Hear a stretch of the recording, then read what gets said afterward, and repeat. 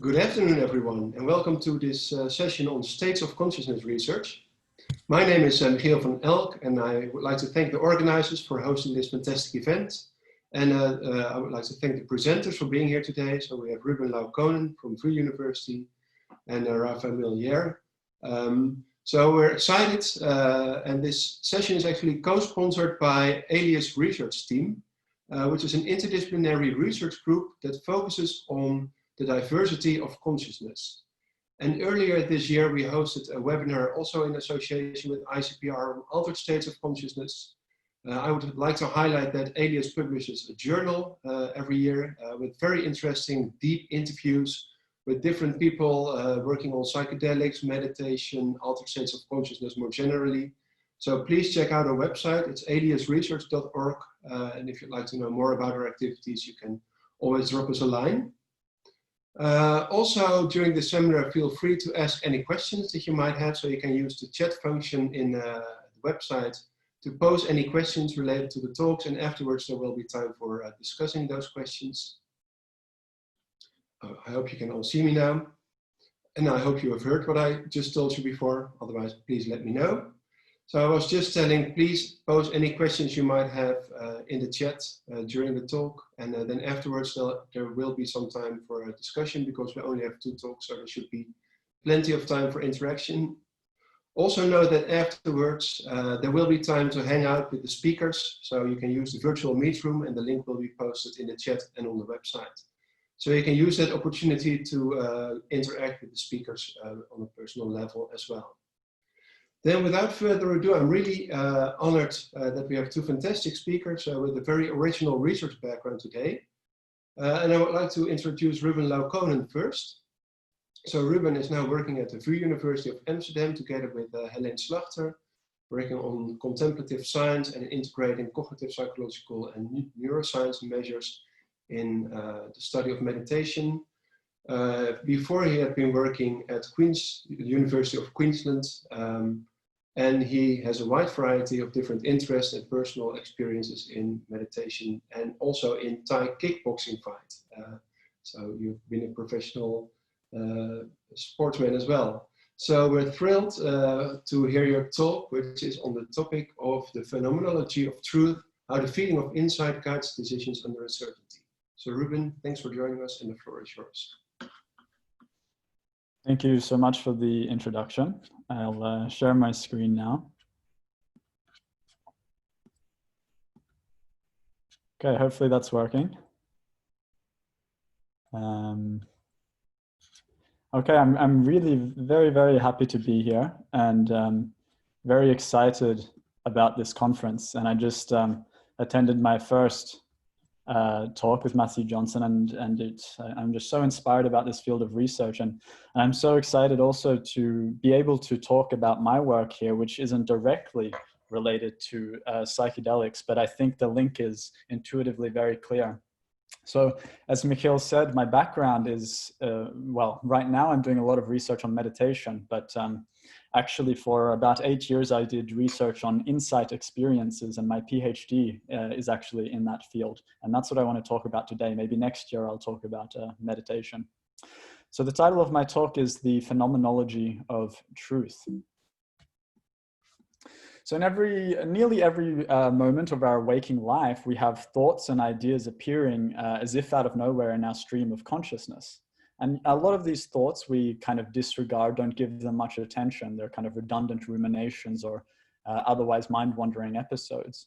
But occasionally an idea appears in our stream of consciousness that is imbued with an immediate sense of profound importance and value. You could say it has a lot of electricity in the way that it appears to us.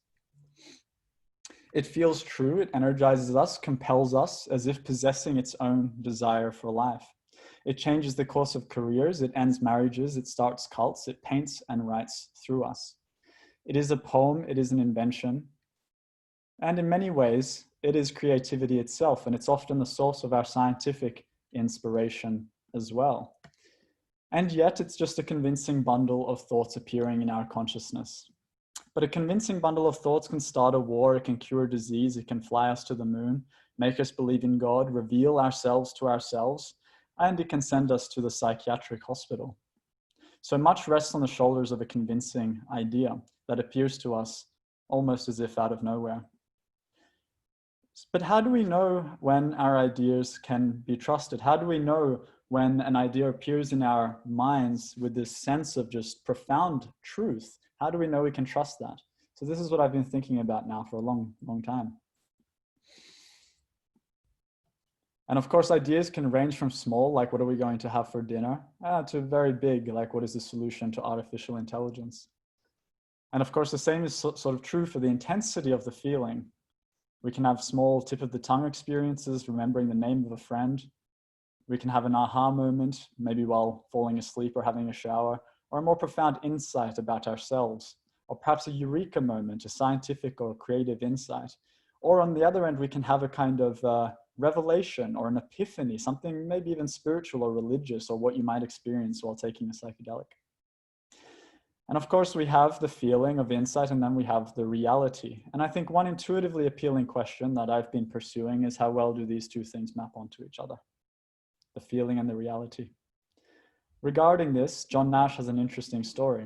The mathematician Nobel laureate John Nash was asked why he believed that he was being recruited by aliens to save the world. He said that the ideas I had about supernatural beings came to me the same way that my mathematical ideas did, so I took them seriously. So clearly, we know that insight doesn't immediately equal reality, right? Even the same single person can in some case have a profound feeling of insight that accompanies a new mathematical discovery, and on the other hand, an insight that he himself later admits is a delusion. But possibly we can think about the feeling of insight more as an inference. It's somehow perhaps the system somehow telling us that this idea that we've had is likely to be true. Now, I want to briefly mention that truth, at least to some extent, is of course a psychological and biological problem, because everything we come to believe is true is filtered through the lens of our bodies and the interpretive predictive mechanisms of our brain, which is of course driven by imperatives of our evolutionary history. Now, many feelings that we have, of course, have an adaptive function. We know that fear keeps us away from dangerous situations, or the feeling of hunger lets us know that the body needs some food, but we often don't think about the feeling of truth. Is that a thing? But the insight experience really comes with a feeling of truth, doesn't it? A sense of obviousness, confidence. So what is potentially the adaptive function of insight? I want you to keep this question in mind, and I'll return to that a little bit later. So now I want to introduce you to one of the experiments that I've done on insight experience, really looking at this question of how well insight maps onto reality. And it's called Getting a Grip on Insight. And in this study, we had participants solve a bunch of problems while communicating their feeling of progress using a dynamometer. So they communicated how close they feel they are to solving the problem. So you can imagine that they're solving a problem and you're just squeezing it a bit more tightly as you're approaching the solution, or you feel that you're approaching the solution. And as soon as you have an insight experience, you give it a full strength squeeze. You give this dynamometer a squeeze, and then you get this spike. So we can see your feeling of progress as well as the insight experience as it arises. So an insight moment might look like this, and a more analytic stepwise solution might look like that. Now in this experiment, we had 60 participants, 3 problem types, and we measured their solving experience using this dynamometer. And it was all pre-registered, and we hypothesized that when participants squeeze the dynamometer, they'll be more confident in the solution they provide, of course, because this feeling of insight has that sense of truth to it. So here we have on the y-axis confidence, and then we have whether there was a spike or no spike in the dynamometer indicating the insight, and you can see that they're much more confident in the insight case. So what about when participants squeeze the dynamometer? Will the answer they provide be correct? So now we're looking at this question, the feeling and the reality, do they map onto each other? Accuracy on the y-axis, spike, insight, no insight, and there you go. Almost the same as the level of confidence here, with again a strong effect size. Now it gets even more interesting. Do participants unintentionally embody the intensity of the aha experience? So we had them squeeze the dynamometer when they had an insight, but we didn't tell them to squeeze it more tightly for more intense insights. Now the interesting question is here, did they squeeze the dynamometer more tightly for more intense insights, and does that map onto accuracy? So this unintentional embodiment of the insight experience, really capturing that feeling in the moment. again, using this device.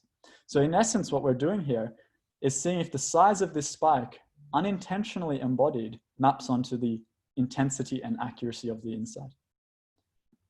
And indeed, that's what we found. So the size of this spike mapped onto the intensity, and it was also a predictor of accuracy of the solution that they provided. So there's something genuinely informative about that feeling of insight, which makes sense and, well, is reassuring.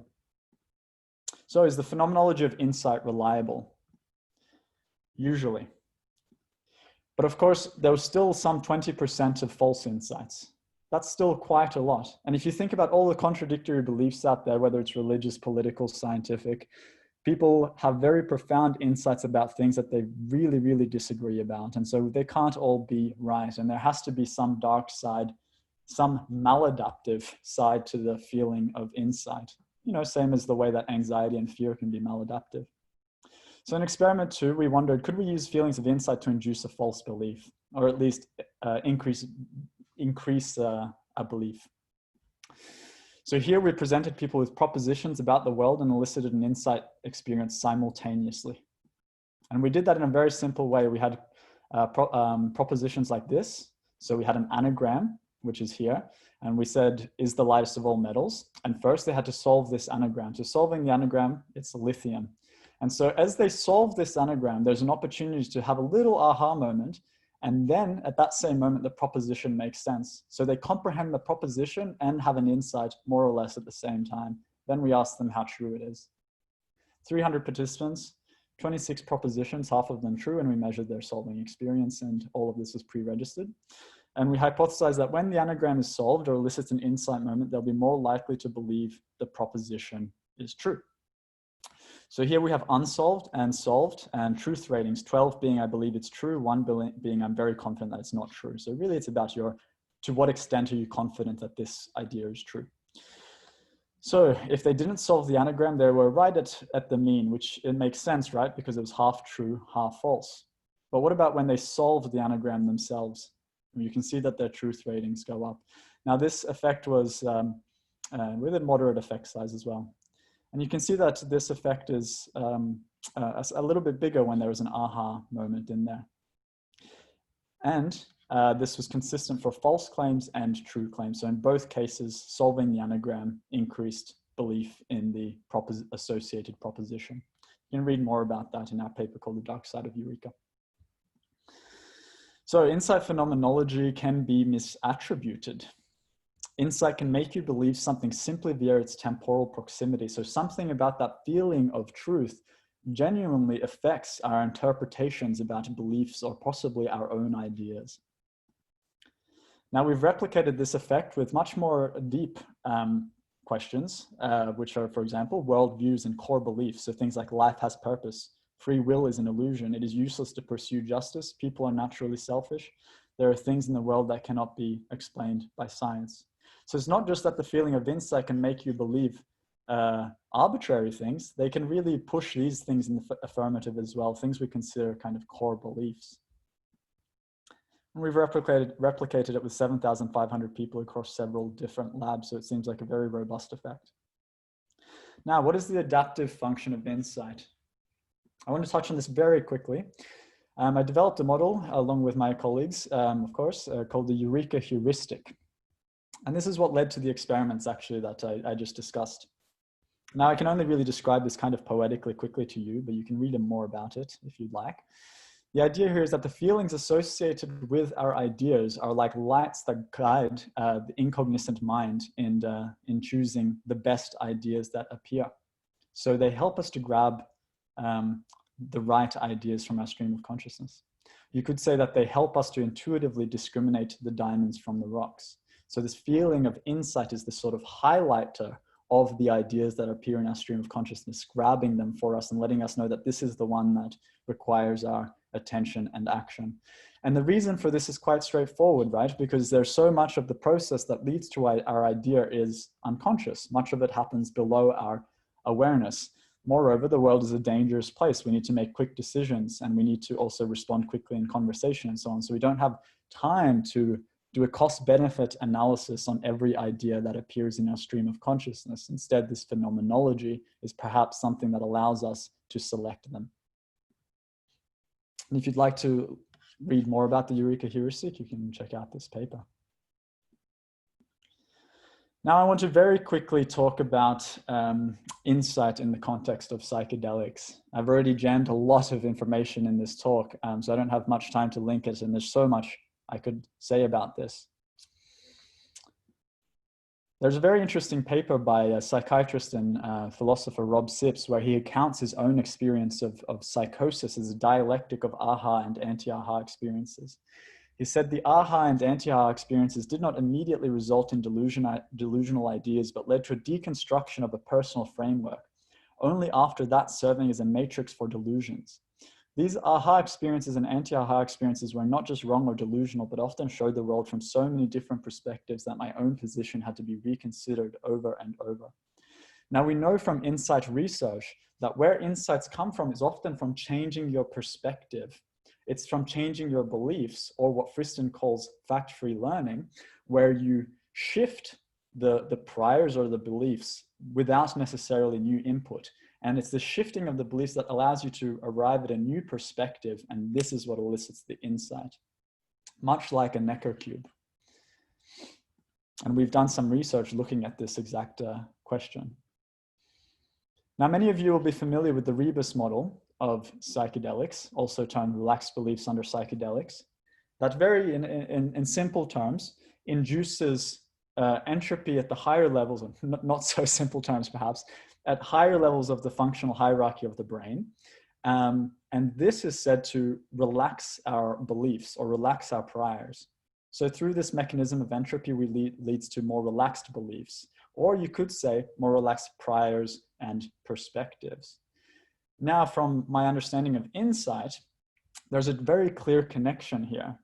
Now, in everyday life, it's very hard for us to change perspectives. Opinion change, belief change takes a lot of work, and so does behavior change. It takes a lot of hard effort to see the world from a different perspective.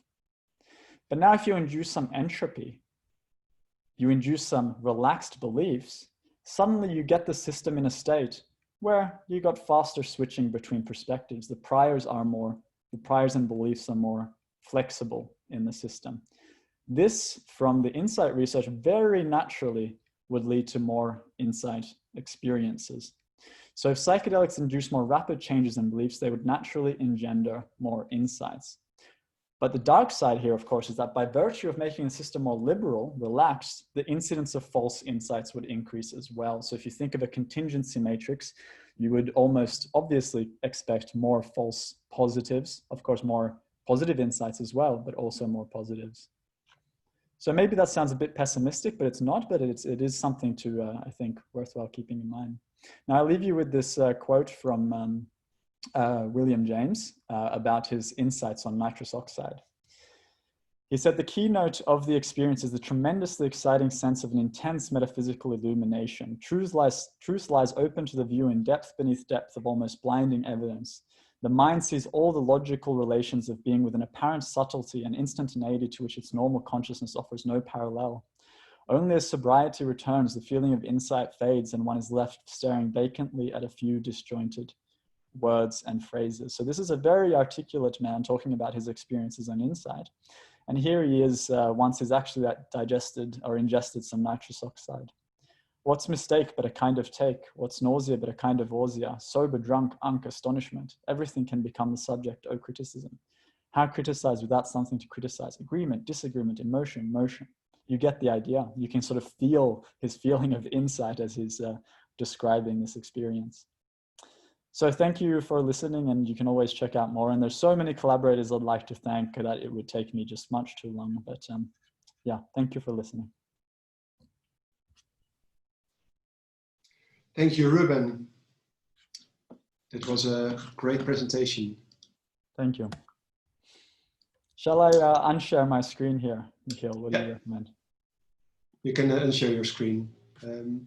So thanks again. That was wonderful. Very intriguing overview of the topic of insight. A question that comes to mind immediately, so there are also a couple of questions that we can go into in the end, but an obvious question is like, what is the relation of insight to noetic quality of the experiences that people frequently note? That people get in, like they learn something about the world or about the spiritual world or about themselves. So is insight the same as the noetic quality that also William James talks about? And also, is it related to metacognition, like at a higher level that you know that you've learned something? Like, are those the same concepts, or do you actually think that insight is different from noetic quality and metacognition? I think the noetic quality, which we might in insight research, which is at the moment somewhat detached from mystical experiences research, we would just call that the immediate sense of obviousness and confidence that comes with an idea, right? And if you again think about this on a spectrum, you can have a tip of the tongue experience where you forget someone's name and then you're cycling through names.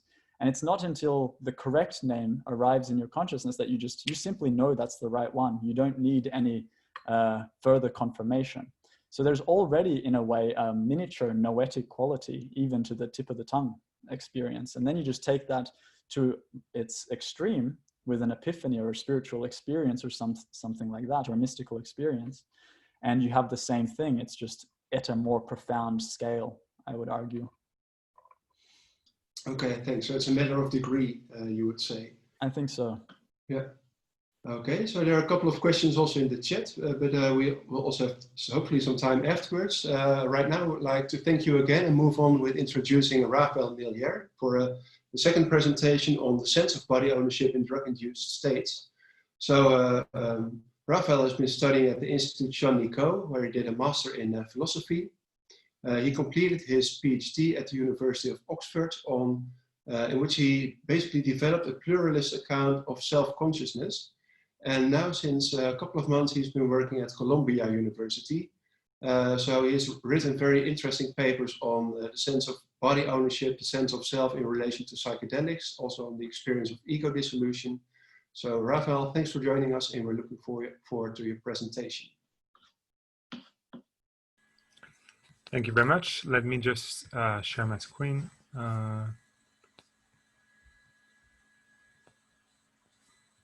So I don't see the option here to share my screen. Does it need to be enabled? It should be at the bottom of the Zoom bar. So oh yeah, I have it now. Yeah. Okay. So there we go.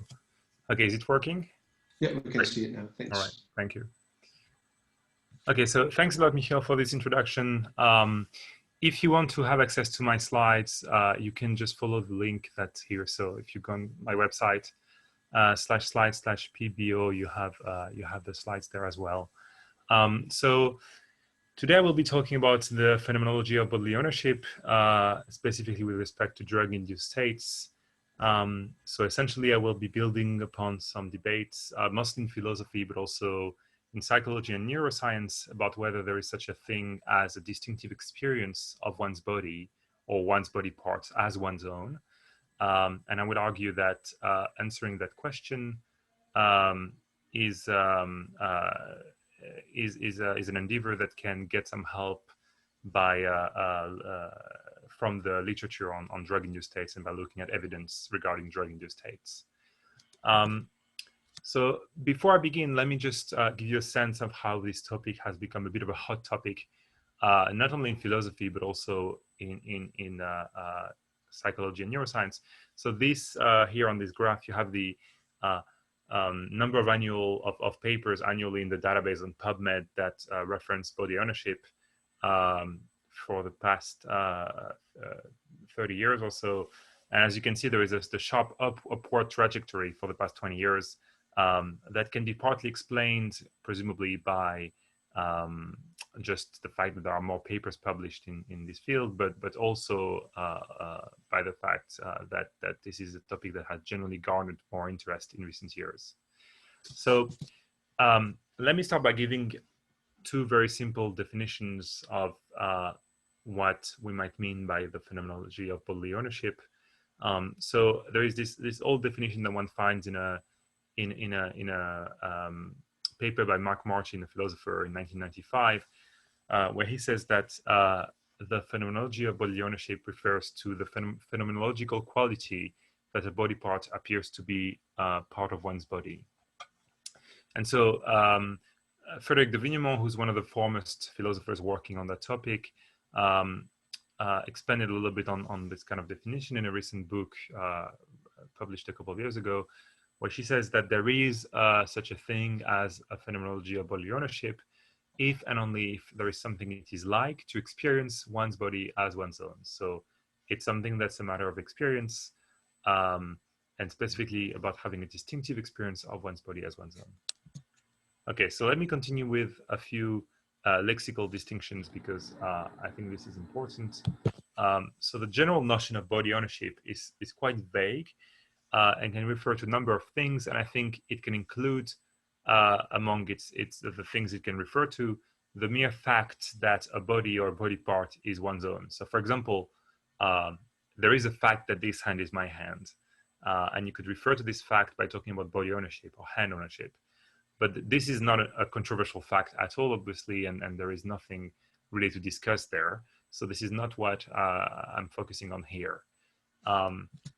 Similarly, you have a slightly more specific notion that a lot of people use, the notion of a sense of bodily ownership, but it's also a little bit ambiguous because when you say that you have a sense of X, it can mean a number of things. And for example, if I say I have a sense that this pandemic is going to last longer than people think, presumably I would refer by that expression to something like a judgment or belief that the pandemic will extend in time for longer than people think. And so it's not something that refers specifically to an experience. And similarly, if you say that there is such a thing as a sense of bodily ownership that could refer to something like a judgment or belief that one's body or one's body part is one's own. And again, that's not what we're after here. This is why we'll focus specifically on this phrase, phenomenology of bodily ownership, because it is more specific and it refers more specifically to the experience of one's body or body part as one's own.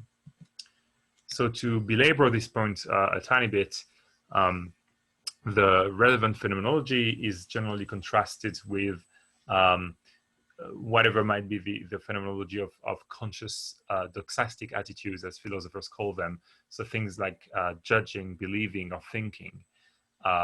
So I can, of course, consciously entertain the belief or the judgment or the thought that this body part is my own. I can judge that this hand is my own. But if there is such a thing as a phenomenology of bodily ownership, it is distinct from that kind of attitude and whatever experience might be associated with judging, thinking, or believing. So to summarize, the relevant phenomenology refers to the experience of one's body or body parts as one's own, and it is distinct from judging or thinking that one's body part or body is one's own. Okay. So why should we care about the question whether there is such a thing as a phenomenology of bodily ownership? After all, especially for those of you who are not familiar with some debates in philosophy of mind, this might seem like a slightly esoteric question. So I will just very briefly give you some motivations for this kind of discussion. So the first motivation I want to give, because it's the most relevant to this very conference, is that if there is such a thing as a phenomenology of bodily ownership, this might have implications for our understanding of certain psychopathologies, certain altered states of consciousness, and some bodily illusions. And I will give you some examples later. And so if we can shed light on some of these conditions by postulating the existence of such phenomenology, then that's something that's worth investigating. And secondly, assuming that the phenomenology of body ownership, if it exists, is a form of self-consciousness, which is a reasonable assumption. After all, experiencing one's body or body part as one's own is an instance of being conscious of oneself in some way. Then the existence of such phenomenology would entail that thinking about oneself is not the only way of being self-conscious. And that might seem obvious to some of you, but there are actually discussions about what are the different forms of self-consciousness and whether there are forms of self-consciousness that are more fundamental and primitive and basic than the more high-level, sophisticated cognitive forms of self-consciousness, like thinking of oneself as oneself. And so the existence of a distinctive experience of one's body as one's own would be a very basic, fundamental form of self-consciousness that's simpler than more cognitive forms of self-consciousness. And finally, this is relevant to the discussions also mostly in philosophy on how rich or sparse experience, conscious experience is. So you have these discussions also drawing on some results from psychology on whether a conscious experience in the ordinary conscious state is really as rich as it seems, or whether part of this richness is actually an illusion. And if we could have conclusive evidence that there is such a thing as an experience of one's body as one's own ongoing in ordinary conscious experience, that would be potentially an argument in the camp of people who say that experience is actually quite rich in ordinary experience. Okay, so there are two main approaches if one wants to defend the claim that there is an experience of one's body as one's own, there is a distinctive phenomenology of body ownership. There is, as it were, a very limited or some would say hopeless approach to make that kind of claim, and there is one that is more sophisticated and more promising, in my opinion. The first approach would be to have a kind of raw appeal to phenomenology. It's essentially saying that it's obvious from introspection that I have an experience of my body as my own whenever I have bodily sensations. You know, in an ongoing basis in ordinary experience, I have bodily sensations, for example, sensation of itch in my right hand, and this sensation of itch or itching comes with the sense that my right hand is my own, belongs to my body. And this is a distinctive experience that's not just a judgment or a belief. But this kind of raw appeal to phenomenology is unlikely to convince many people, because there is the kind of thing where there's a widespread disagreement about, and you'd be very hard pressed to find a kind of consensus on this kind of discussion. And it's not even obvious what we should look for in our experience when we are discussing whether there is a phenomenology of body ownership. So this first approach seems a bit hopeless. And then there is a slightly more sophisticated approach, which consists in drawing on a phenomenal contrast between two conditions or two experiences, and building an inference to the best explanation of that contrast that would conclude that there is such a thing as a phenomenology of body ownership. And this is what I will focus on now. So, sorry to interrupt. Yeah. If you could come to the argument and wrap up in about 5 minutes, then we have some time for questions left. Okay, so I need to be quite quick. All right. So essentially, the phenomenal contrast consists in contrasting two experiences, E1 and E2, for example, saying that they differ with respect to their phenomenal character, so what it feels like to have them, and then saying that the best explanation of this phenomenal contrast is that one experience involves a feature that the other lacks. So in the current debate, that would be the phenomenology of body ownership. So I will skip this. I had a section on a first condition called the Robertson illusion, but it's not very important. I will jump to drug in the states. So there are a number of classes of psychoactive drugs that can have dramatic effects on bodily sensation and bodily awareness more generally.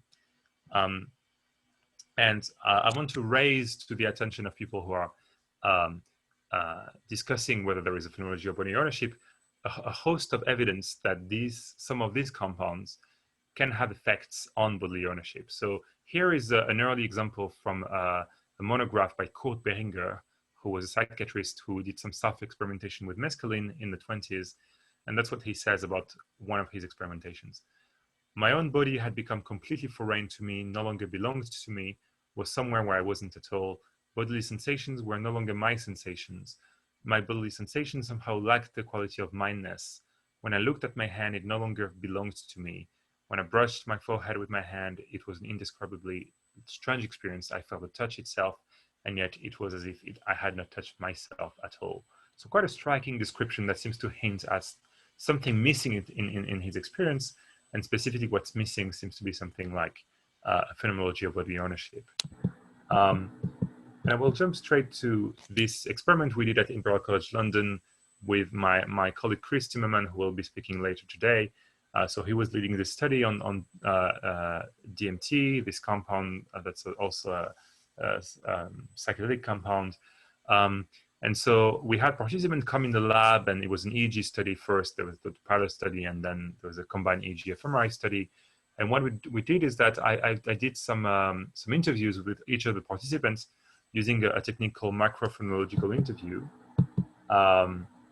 So after the experience, which lasts for about 15 to 20 minutes, I used the intensity ratings that people have to give every minute during the experience under DMT as a way to post hoc reconstruct the objective time frame of the experience, because people could spontaneously recall during the interview, this happened and then I gave a rating of 10, and this happened and I gave a rating of 9.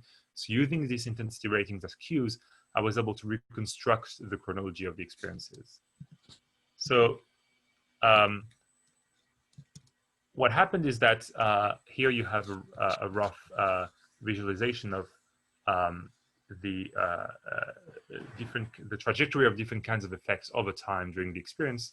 And here I wanted to focus on the blue, the bodily effects. So at high doses, most participants reported a loss of bodily awareness during the peak of the experience. And my hypothesis here is that the transition phases, so the phases here and here, when people were losing bodily awareness and then regaining bodily awareness, so all of this, during these transitions, people had bodily experiences that lacked the ordinary phenomenology of bodily ownership. And we can build an argument from phenomenal contrast about this. So here is an example from a subject who said, I became aware of my body again. I had a body, but it felt like a limp puppet. It's like my body was just this kind of husk. I had this profound sense of my consciousness and sense of self being stuck in this kind of husk. The body is one thing and me is something else. And then other subjects saying, I was starting to become aware of myself again. It's kind of wrong to say I, because it wasn't like that. It was more like my body started to have sensations again. I remember having a sensation in my toes and on my hands, but that didn't really feel like they were part of me. I didn't feel my body, I just felt pressure. I can't really say where I felt the pressure. And so essentially, I want to suggest that what happened during this experience, at least one reasonable hypothesis, is that it was something a bit like this. So this is a toy model of the bodily trajectory, the trajectory of bodily effects during the DMT experience. That initially you have salient bodily sensations, sensations of pressure, vibration in the whole body. So you have this heightened salience of unusual bodily sensations as the very first few seconds of the experience. And then you have this transition phase where you still have an awareness of bodily sensations that are highly unusual, but you lose the sense that these sensations are coming from your body. So you lose precisely what could be described as the experience of your body as your own. You have these kind of free-floating bodily sensations that no longer feel like they come from your own body. And then at the middle here, you have a loss of bodily awareness. So that's the peak of the experience. You don't feel any bodily sensations at all. And then you have a symmetrical regaining of bodily sensations without bodily ownership, and then gradual regaining of bodily ownership as well. So I think the evidence that we've gathered from this study gives credence to the claim that there is in ordinary experience a phenomenology of bodily ownership that is something that's over and above just bodily sensations. And because people describe these nice symmetrical gradual transition phases with a gradual loss of first this sense that the bodily sensations occur in my own body, and then the loss of the bodily sensations themselves, and then symmetrically the gradual regaining first of bodily sensations without a phenomenology of bodily ownership, and then the regaining of the phenomenology of bodily ownership itself. Because of the symmetrical structure that is described, I think this favors the hypothesis that indeed what's going on here is a loss of the phenomenology of bodily ownership, and not the occurrence of something like an unusual feeling of alienation from one's body. So I don't have time to develop too much here because we're in limited time, but I'm happy to take questions on this. And I think I should wrap up now, so I'll just go straight to questions. Thank you. Thank you, Raphael. That was very interesting. Ruben, if you could join us in the meantime as well. We have a couple of minutes left for some questions before we move on to the next program. I noted that there's some confusion because you can use both the chat function on the website in Zoom and the Q&A function in Zoom to post your questions. So I suggest please use the Q&A as much as possible, because that also allows you to upvote questions. So Ruben already handled a couple of those. Raphael, maybe related to your talk, there was a question, it reminded people very much of the research of Ramachandran on phantom limbs. Sorry? So people, the research by Ramachandran on phantom limbs. Yeah. So people still experiencing their limbs even though they're amputated. So kind of there's this brain representation of the body that is still active. So that can of course be used to study the sense of body ownership and body awareness. You also mentioned illusions, bodily illusions, as with the rubber hand illusion, for instance. In your opinion, what does the study of psychedelics and specifically your work on DMT contribute to understanding this phenomenon compared to these other approaches to studying body awareness and body consciousness? So there are a number of conditions that have been discussed in this literature on the phenomenology of bodily ownership to try to make the same point that there is such a thing as a distinctive experience of one's body as one's own that can go missing in some either pathological or non-pathological conditions, illusory conditions. So I had a section on the rubber hand illusion. I couldn't elaborate on that, but I was just taking the example of the rubber hand illusion because it's one of the most discussed examples of this kind of condition in the literature. I think it does not offer convincing evidence that there is a phenomenology of body ownership. So I think it's not a good, at least as things stands right now, it is confounded by certain things. So for example, the rubber hand illusion does not control for demand characteristics, the kind of subtle cues that give away what are the expectations of the researchers in an experiment. There are some recent papers by Peter Lush on that very topic that are, in my opinion, quite troubling with respect to the usual interpretation of the rubber hand illusion. And also the effect size of the item of the questionnaire that refers to the ownership with the rubber hand illusion, which is, I felt as if the rubber hand was my own hand. The effect size is actually very small. Even if you take the largest paper, the largest meta-analysis with like a big sample of participants. So I don't think the rubber hand is very conclusive. There are other conditions. The question mentioned phantom limbs, but actually one of the conditions that is perhaps most discussed, at least in philosophy, would be somatoparaphrenia, which is a monothematic delusion where people report that one of their limbs is not their own. So people would say, you know, of a hand, that it's not their own hand.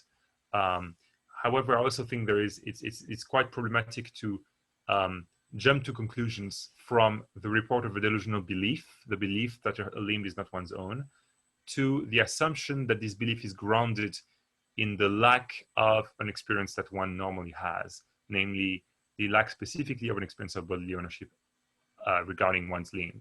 I think there are alternative explanations, and I don't have time to get into that here, but there are so many things that go wrong during, in cases of somatoparaphrenia. People have paralysis of the limb, they have all sorts of hemi-neglect, all sorts of other disorders, perceptual disorders that could explain the reports. So I think in that respect, looking specifically at drug-induced states can be perhaps more convincing than looking at these conditions.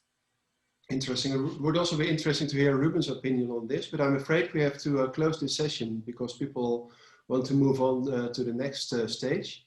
In the chat, there's the after meeting room that we can use. There's a couple of questions still in the chat. I'll try to copy and paste those, and then you can also find the link to the after meeting, to the after talk in the chat.